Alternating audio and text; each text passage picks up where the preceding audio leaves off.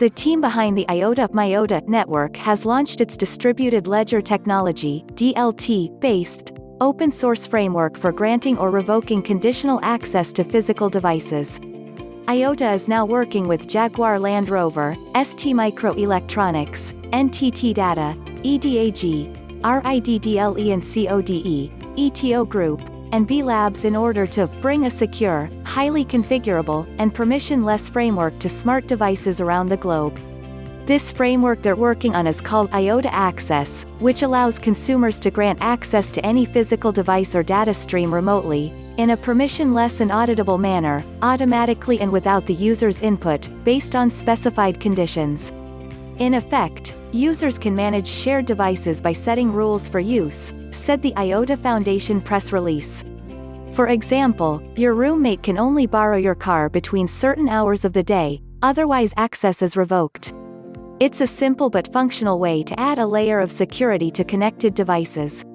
The framework works with any IoT resource, be it a vehicle, smart lock, or sensor embedded in another object, said the team.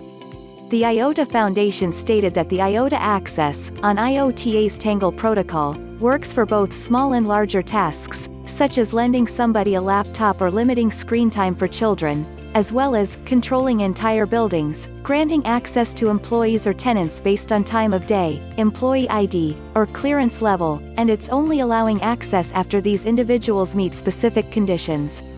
IOTA co-founder Dominic Scheiner commented that managing contracts in business often falls under the control of entire departments or legal teams. With IOTA Access, we manage the bulk of this work from embedded devices, platforms, or even a smartphone app, he said. Co-founder David Sostebo added that a layer of transparency is added to the framework. All users have access to the terms to all entries to the ledger, including past usage, changes to the agreement, and sent and received payments. Meanwhile, the year, for which the foundation had had many hopes, didn't start well for IOTA. In February, the mainnet was paused because of the hacked Trinity wallet. It stayed closed for nearly a month, while Sostebo stated that he will personally repay the victims.